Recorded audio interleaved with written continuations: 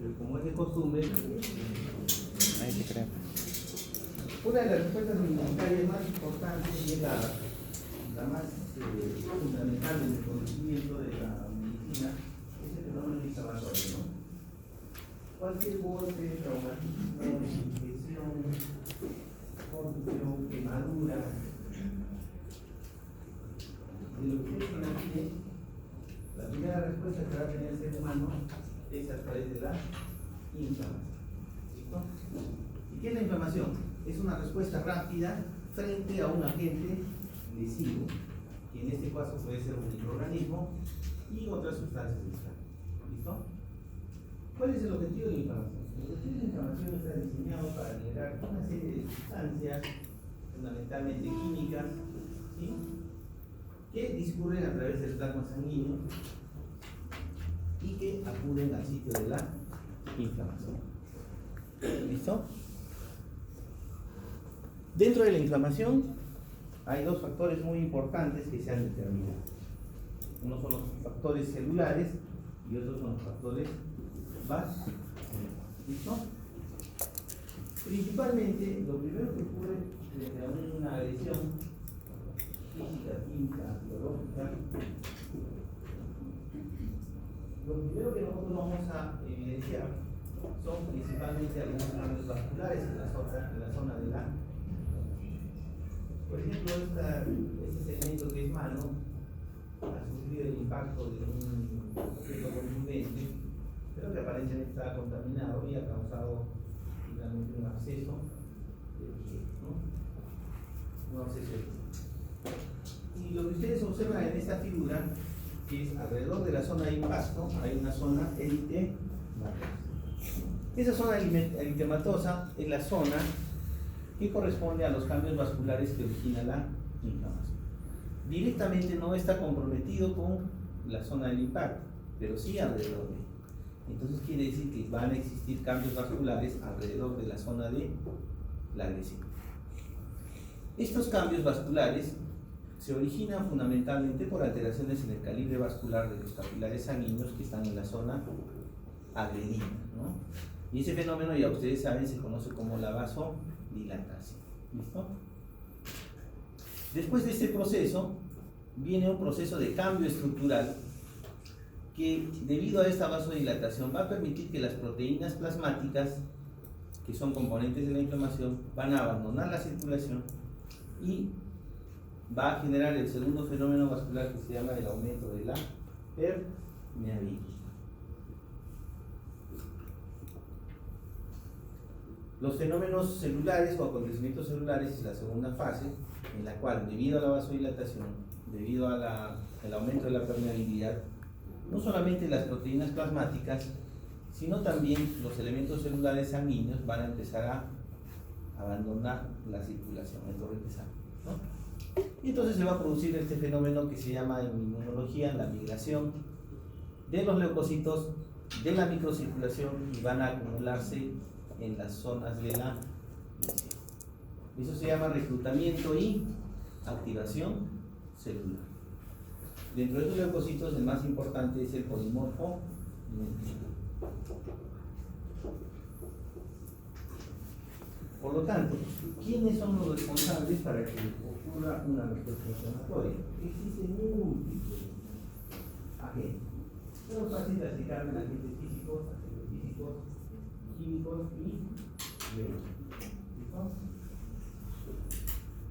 Ahí tenemos las infecciones por virus, por bacterias, por hongos, por parásitos, por riqueza.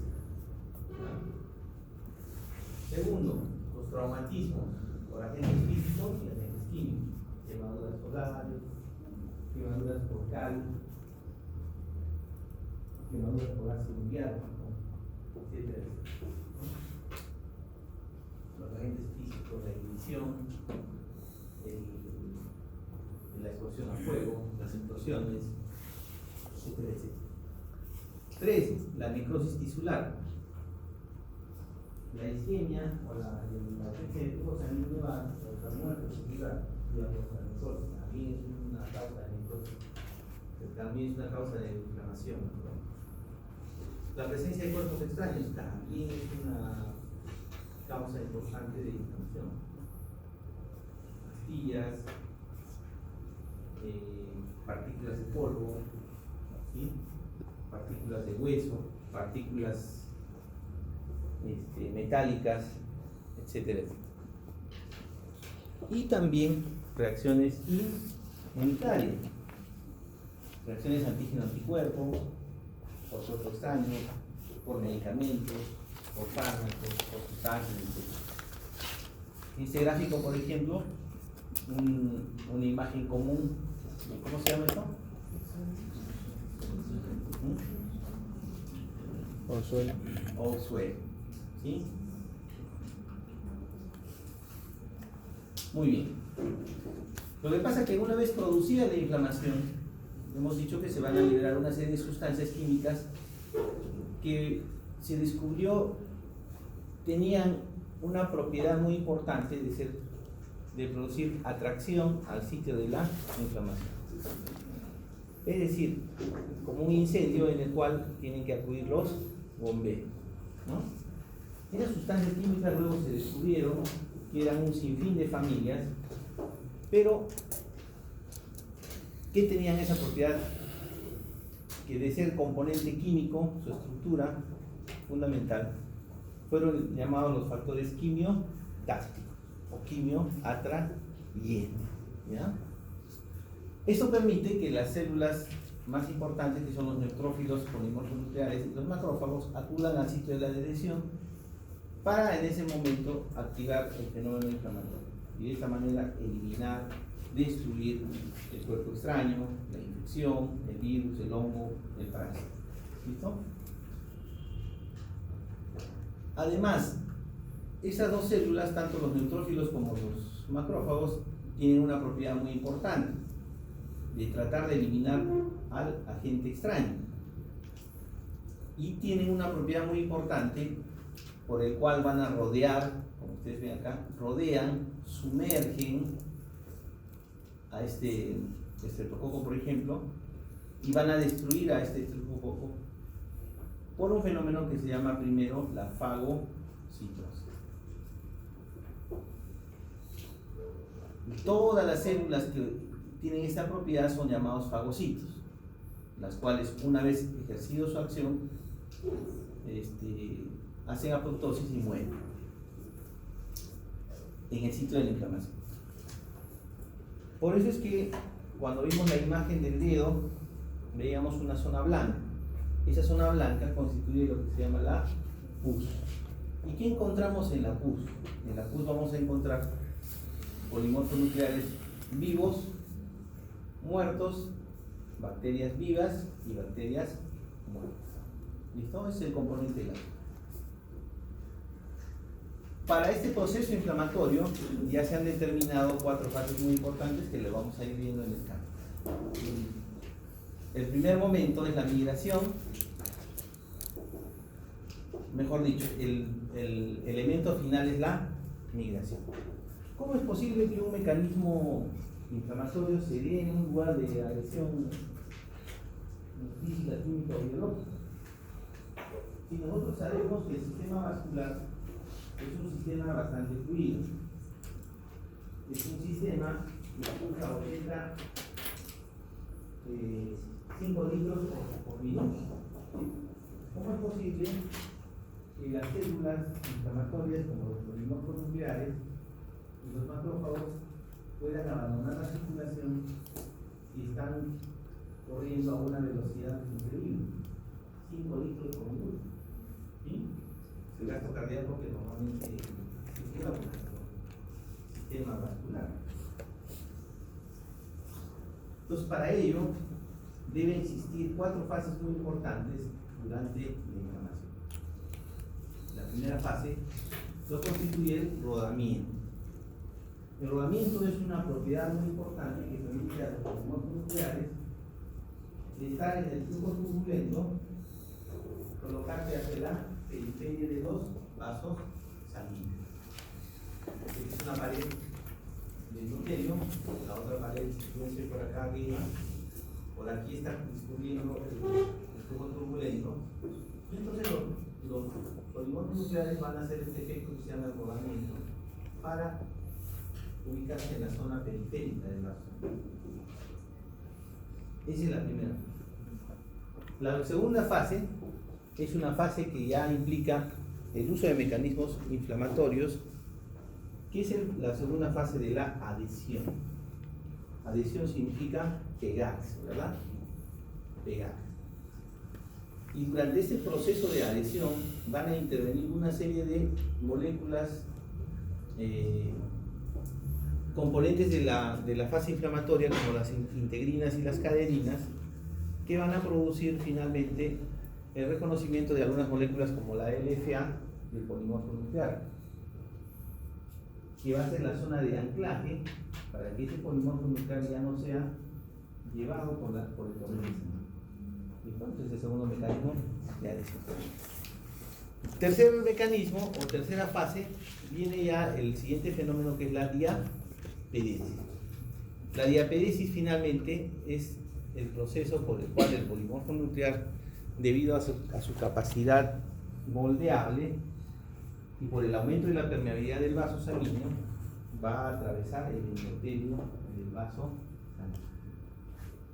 Y termina en la última fase, que es la migración, cuando ya efectivamente completa ese proceso de la diapedesis. ¿Listo? ¿Quién determina el rodamiento? ¿Quién determina la adhesión, la diapedesis y finalmente la migración? Son estas sustancias químicas producto de la inflamación, que se conocen como las citoquinas o quimioquinas. Estas sustancias químicas quimioatrayentes que producen finalmente la migración de este tipo de células. ¿Listo? Al final del curso, ustedes tienen que tener la capacidad y la habilidad de explicar este gráfico. Tienen que comprender y explicar en cualquier examen la presencia de este gráfico. ¿Listo? Durante una infección, una apendicitis, una celulitis, una pancreatitis, una neumonía, el agente extraño va a ingresar a la región tisular de cualquiera de los órganos, y una vez que está en un lugar que no le corresponde, va a generar finalmente el proceso inflamatorio. Las primeras células que van a rodear y van a identificar a esa sustancia extraña va a ser en primer lugar la inmunidad de tipo innato. ¿Qué es la inmunidad innata? Es la inmunidad con la que nacemos nosotros, es la inmunidad con la que nosotros genéticamente salimos a la circulación. Esta inmunidad innata reconoce patrones de reconocimiento patógeno. Es como decir, todos ustedes saben que tienen que venir los martes en la mañana a su clase de inmunología. No pueden ese día venir a la universidad y hacer otro tipo de clase. ¿Sí? ¿Por qué? Porque ya ustedes tienen un horario, ya tienen una configuración. Exactamente así es la inmunidad de tipo innato. ¿Listo? Muy bien. Pero para venir a esta clase, anoche, ¿quiénes se acostaron antes de las 8? Nadie. ¿Quiénes se acostaron antes de las 10 de la noche? 1, 2. ¿Quiénes se acostaron antes de las 12 de la noche? Después de ver su WhatsApp. El 80%. ¿Sí? ¿Y cómo vienen hoy día? Algunos somnolientos.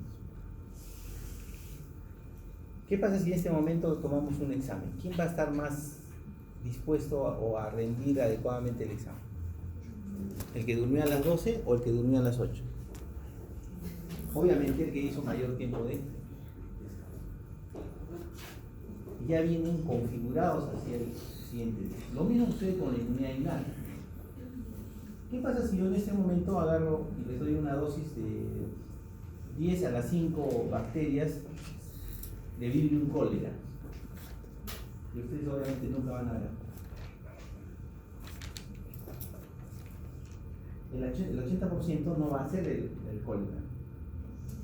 20% sí lo va a hacer. ¿Listo? En la tarde, ya, yo les invito una hamburguesa a todos en la carretilla de la esquina. Miren, todo el día. Y hay sol, ¿no? Y usamos la misma mayonesa, ¿ok? Del total de alumnos, ¿cuántos crees que van a hacer la enfermedad? Van a hacer una enfermedad diarreica. El 30%. 70% no le pasa. ¿Listo? ¿Por qué?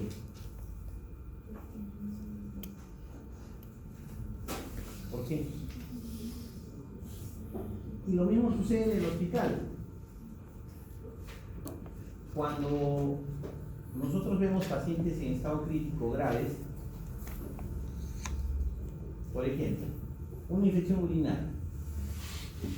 Una infección urinaria en una mujer en estado fértil de 35 hasta los 45 años, ¿ya? Usualmente es una infección común y corriente, ¿sí?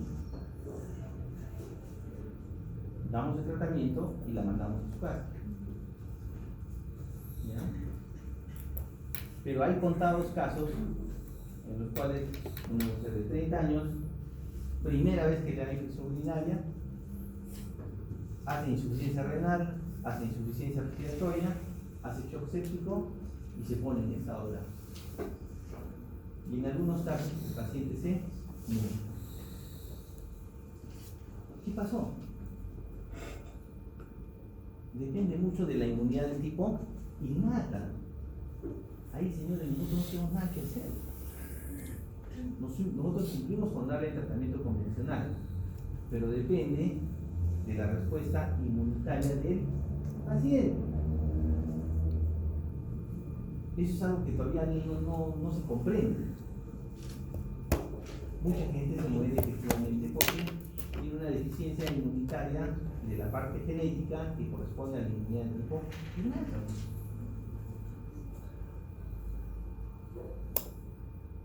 Y si a eso le agregamos que es diabética, peor todavía. Si a eso le agregamos que es obesa, peor todavía. Porque los antibióticos se han hecho por kilo de peso para una persona de 70 kilos y 1,70 m de altura. Si una persona obesa, ¿qué hacemos? Le duplicamos la hoja. ¿Se dan cuenta? ¿Se dan cuenta por qué es difícil medicina? Porque es un arte la medicina también. Es por eso. ¿Ok? Entonces esta inmunidad innata es la que nosotros vamos a ver a través del estudio de una de las clases que corresponde al complejo mayor de histocompatibilidad. ¿Ya? El complejo mayor de histocompatibilidad tiene que ver con la identificación y activación de los polimorfos nucleares. Muy bien, miren, recién estamos acá. Entonces tiene una buena inmunidad innata. Vamos a ver quiénes van a formar parte de la inmunidad innata. Pero entonces aparecen los primeros componentes celulares. ¿Quiénes son? Una célula presentadora de antígeno, que en este caso es el macrófago, y puede ser un polimorfo nuclear. Cuando ambos se acercan al lugar de la invasión, lo que van a hacer es fagocitar al elemento extraño, lo van a procesar y lo van a presentar a las demás células. Pero ya de por sí, el hecho de reconocer como una sustancia extraña va a hacer que este macrófago se active y el polimorfo nuclear se active. ¿Y cómo se activa? Empieza a producir la replicación de su ADN para fundamentalmente producir las proteínas llamadas citoquinas. Esas mismas citoquinas van a autoactivar a estas células y además estas citoquinas, como la interleuquina 1, el factor de necrosis tumoral alfa, la interleuquina 6, van a abandonar el sitio de la inflamación y van a salir hacia la circulación. con el objetivo de que finalmente se produzca una atracción de más células hacia el sitio de la infancia. ¿Listo? Solamente este fenómeno nos va a tomar una clase, no, nosotros son 4 clases. Este proceso de la inmunidad innata, las proteínas plasmáticas, las citoquinas y la presencia del sistema de complemento. ¿Ya? Muy bien. Ya estamos aquí. Si la del huésped es competente, puede en algunos casos solamente con su inmunidad innata combatir esta invasión y eliminar. Es como la gripe, ¿no? Nos da la gripe, 2-3 días, al cuarto día ya estamos cañón, ¿no es cierto? No pasó mal, no pasó mal, ya somos competentes. Dense cuenta entre ustedes, a ver, ¿a quién le dura más la gripe? Más de 5 días. Si nos dura más de 5 días, oye, algo tengo, ¿no? No me estoy alimentando bien, no estoy haciendo ejercicio, no tengo mucho contacto, soy una persona muy frágil, mamá me cuida mucho, qué linda mi mami, la amo como Mimi, ¿no? Entonces, mucho cuidado. ¿Sí?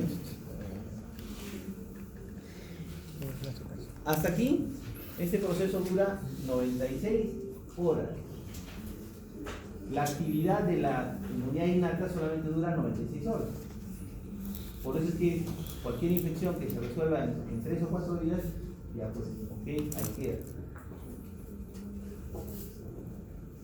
Sin embargo, para algunas infecciones graves, ¿sí?, se va a requerir de que estas sustancias, las citoquinas inflamatorias, una vez que salgan hacia la circulación, muchas de ellas van a ir hacia la médula ósea, a los folículos linfoides primarios y secundarios, y van a producir la multiplicación de una clona celular.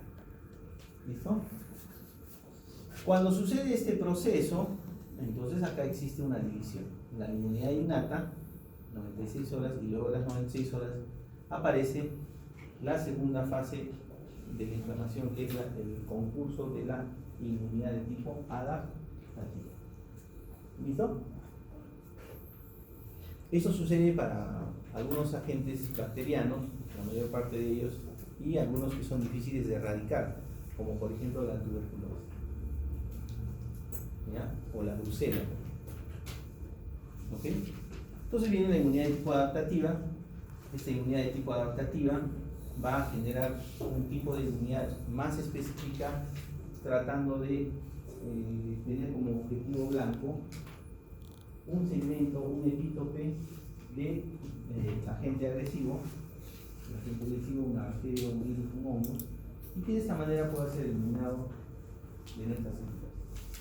Para este segundo proceso va a existir ya el mayor concurso de células y la activación tanto del linfocito T como del linfocito B. Se va a producir el fenómeno de migración, va a haber el concurso de las moléculas de adhesión celular, que también es otra cosa. Estas moléculas de adhesión celular van a permitir finalmente que luego del rodamiento de los polimorfos nucleares tengan que anclar en el endotelio y de esta manera migrar hacia la zona inflamatoria. Esta segunda cascada de la inmunidad de tipo adaptativa finalmente termina con la producción de los anticuerpos. Estos anticuerpos que son específicos para el germen que en este momento está originando el problema. ¿Ya? Para Escherichia coli existe un tipo, para Vibrio cholera existe otro tipo, para parásitos existe otro tipo de anticuerpos que nos permitan finalmente eliminarlos de nuestro organismo. ¿Ya? Todo esto termina finalmente con la erradicación del agente invasor y obviamente la mejoría clínica de nuestro paciente. ¿Listo? ¿Ya? Ahí terminó. ¿Sí? Y el siguiente. Lo que pasa es que durante este fenómeno inflamatorio tienen que haber señales finalmente que determinen el término de la inflamación. Entonces tienen que aparecer moléculas de control de la inflamación. Cuando no se presenta esa modulación y este control de la inflamación, Entonces se pierde lo que se llama la tolerancia inmunológica. Y cuando uno ya pierde la tolerancia inmunológica, empieza a aparecer el otro factor de la enfermedad que se llama la autoinmunidad. Durante este proceso existe un mecanismo muy complejo de identificación de lo propio y lo extraño, que nos permite saber, así como una llave o una chapa, si efectivamente calza o no calza. Si ese fenómeno no es detectado, inmediatamente las células empiezan a destruir. Cuando se pierde este control del reconocimiento de lo propio y lo extraño, ahí es donde empiezan a aparecer enfermedades por autoinmunes. ¿Ok? Como por ejemplo la diabetes mellitus 1, donde anticuerpos se dirigen contra cierto tipo de glicoproteínas de las células beta del páncreas. Se desarrolla un fenómeno inflamatorio, se producen autoanticuerpos contra la célula beta del páncreas y la autodestrucción causando finalmente la diabetes. O como por ejemplo antígenos de la membrana sinovial que son similares a la Escherichia coli, por ejemplo, y que en determinadas personas esos anticuerpos que son destinados para eliminar la Escherichia coli en una infección urinaria se van a fijar en la membrana sinovial y empezar un fenómeno llamado artritis reumatoidea. O lo último que hemos sabido en el semestre anterior, ¿qué ha sido? ¿Qué enfermedad ha estado atacando? El síndrome de Guillain-Barré. ¿Sí? El síndrome de Guillain-Barré no es producido por una bacteria, ni menos por el virus. El virus no produce la enfermedad. Quien produce la enfermedad es la respuesta inmunitaria del paciente contra los gangliósidos que están ubicados en la membrana de mielina. ¿Listo? Son anticuerpos que se fijan, que se producen por los linfocitos B para eliminar ya sea al virus o al Campylobacter jejuni, que produce diarrea. ¿Sí? Esos anticuerpos se crearon hace 2 semanas para eliminar estas infecciones, pero que paradójicamente la porción FC de ese anticuerpo identifica epítopes o una secuencia de aminoácidos que está ubicado en la proteína básica de la mielina, y entonces se fija ahí. Como vamos a ver, luego de que se fija el anticuerpo, se fija el linfocito T, CD4, después viene el CD8, libera perforinas y granzimas, enciende la cascada inflamatoria y termina en la fagocitosis de la mielina. Se produce un estado de desmielinización. Es toda la enfermedad. ¿Cuál es el tratamiento? Dar inmunoglobulina. ¿Esa inmunoglobulina para qué se da? ¿Para qué creen que se dio? Específica para ese autoanticuerpo. Tú neutralizas un anticuerpo con otro anticuerpo. Segundo, se hacía plasmaferis. ¿Qué es la plasmaferis? Es como hacer una diálisis, ¿no? Le sacan el plasma y una máquina va retirando los anticuerpos producidos. Entonces hay respuesta adecuada. Dicen que no funciona. Dicen, ¿no? Yo creo que más era un tema de falta de equipo técnico que permita el uso de ese dispositivo. ¿Ya? Mediadores químicos de la inflamación. Los mediadores se originan tanto en el plasma como en las células. ¿Ya? Son desencadenadas su liberación por la presencia de productos microbianos o las proteínas del huésped que son activadas por microbios y tejidos dañados. Estas sustancias químicas desarrollan su actividad biológica uniéndose a sus receptores específicos. Cada sustancia química tiene un receptor específico. Un mediador químico puede estimular la liberación de mediadores por parte de las propias células Y. Viene, por ejemplo, el factor de microestimular alfa a la misma célula le induce a que produzca, por ejemplo, leucotrienos, ¿ya? Una vez activados y liberados de la célula, la presencia de estos mediadores químicos dura muy poco tiempo. La mayoría puede producir efectos perjudiciales, produce vasodilatación, hipotensión, shock, la mayor parte. Tenemos mediadores celulares, hay algunos ya preformados, los que ya tienen dentro del polimorfo nuclear y aquellos que se sintetizan, ¿no? Los preformados ya tenemos la histamina, la serotonina y las enzimas lisosomales. Origen, por ejemplo, de la histamina, que es el más importante, son los mastocitos, basófilos y plaquetas. Pero también hay sustancias o mediadores que son recién sintetizados o sintetizados de nuevo, solamente cuando hay inflamación, eso se produce. ¿Cuáles son? Prostaglandinas, leucotrienos, factor de activación plaquetaria, especies activadas del oxígeno, los radicales libres, óxido nítrico y las citoquinas, ¿ya? Después de las celulares tenemos las tisulares, las que se producen en el hígado. Todas las moléculas del sistema de coagulación. Y las proteínas para la activación del complemento, desde la C1 hasta la C9. El sistema de complemento es un sistema compuesto por proteínas plasmáticas, participa en los procesos inflamatorios y en la defensa contra microorganismos, produciendo lisis de los mismos. Estas proteínas van a aumentar la permeabilidad vascular, van a producir quimiotaxis y además van a producir opsonización. ¿Qué es la opsonización? Es marcaje, ¿sí? De todos ustedes, a algunos les pinto la cabeza de amarillo o les pongo un gorro amarillo, entonces yo voy a saber quiénes son los que más vienen a clase, ¿sí? Eso se llama opsonización, ¿ok? Opsonización, porque así siempre, ¿no? La primera clase viene en todo, ¿no es cierto? La primera y la última clase, ¿no?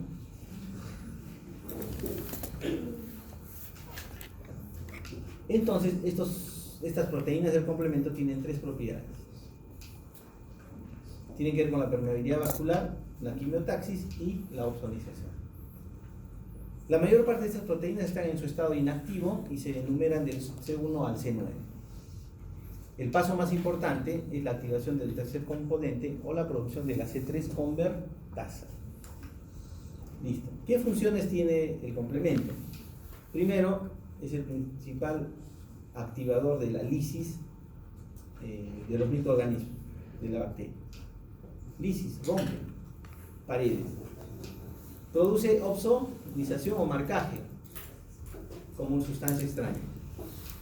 Activan la respuesta inflamatoria por la vía clásica. ¿Ok? Encienden el sistema inflamatorio. Entonces, cuando yo pretendo determinar una enfermedad autoinmune o pretendo descartar una enfermedad autoinmune que ha sido producido por el fenómeno inflamatorio, ¿qué es lo que tengo que pedir? Dosaje de complemento. ¿Cuál es el complemento más importante que acabo de decir? C3. Entonces yo pido dosaje de C3 y de C4, porque eso está midiendo la actividad de la C3 convertasa. ¿Listo? Yo pido ahora, yo veo una paciente con artritis reumatoide, con un fenómeno inflamatorio que me hace dudar si es infeccioso o no. ¿Qué le pido para ver determinar actividad de la enfermedad?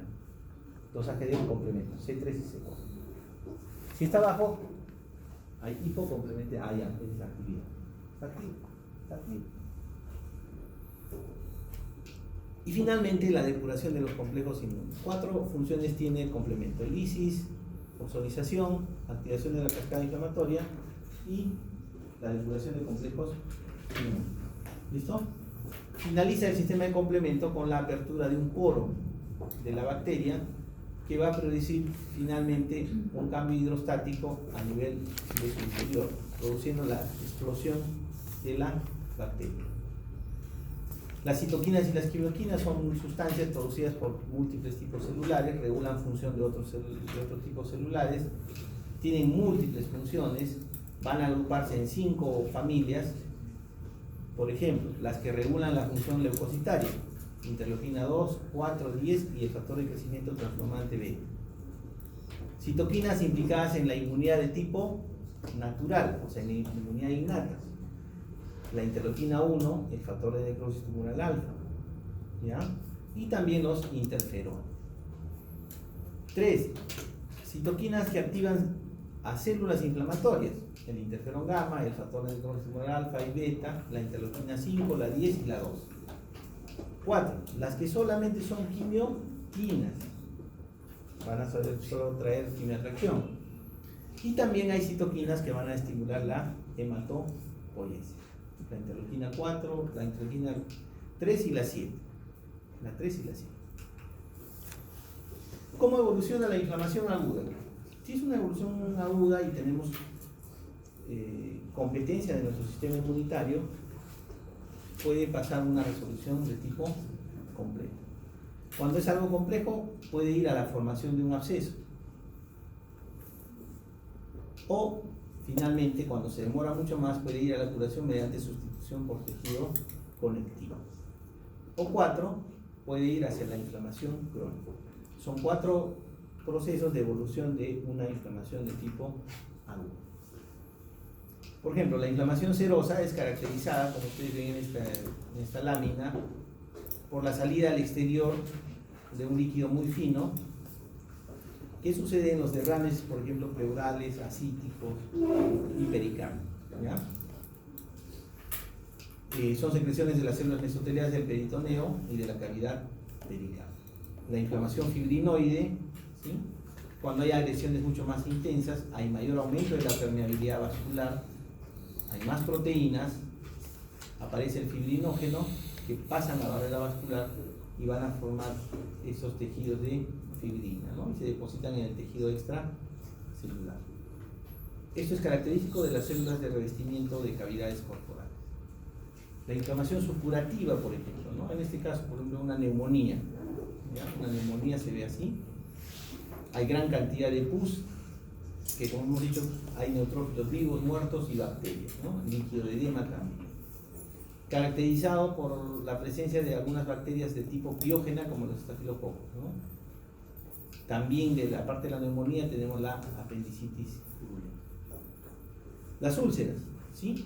Es un defecto local, hay una pérdida de solución de continuidad de la superficie, en este caso de un epitelio, donde existe una excavación, ¿sí? Que es producida por el desprendimiento de tejido necrótico. Úlcera de miembros inferiores, la úlcera péptica del estómago y del duodeno. Y la inflamación crónica es una inflamación larga, inveterada, de duración prolongada, semanas, meses, en algunos casos años, y es un proceso donde la inflamación, la lesión tisular y la cicatrización van a ir sucediendo simultáneamente. ¿Por qué se está moviendo el foco? ¿Quiénes componen la inflamación crónica? Ya no es como los polimorfos nucleares. La inflamación crónica se caracteriza por la presencia de células mononucleares, linfocitos, macrófagos y células plasmáticas. Es un fenómeno donde hay bastante destrucción tisular y fenómenos de reparación que incluyen angiogénesis y fibrosis. ¿Listo? Vamos a ver esto en las respuestas a bacterias intracelulares, como por ejemplo en el caso de la formación del granuloma tuberculoso. Lo normal es que durante la activación del macrófago, y este es competente, estas células lo que van a producir finalmente, acá ustedes lo ven, el bacilo de Koch, está a nivel pulmonar en el esputo. Si esta célula de este macrófago es competente, va a activar a otra célula para que finalmente produzca la destrucción y vamos a tener una lámina libre de tuberculosis. ¿Ya? Este fenómeno es un fenómeno complejo que lo vamos a ver posteriormente. Los granulomas es la presencia de células inflamatorias como los monocitos que al no poder eliminar el agente agresivo van a empezar a unirse entre ellas produciendo células multinucleadas. algunas de ellas van a aumentar al doble su capacidad citoplasmática de oxidación. Entonces van a producir las células gigantes. Estas células van a predominar alrededor del foco inflamatorio que tiene todavía microorganismos vivos. ¿Ok? Entonces, todo eso vamos a ver durante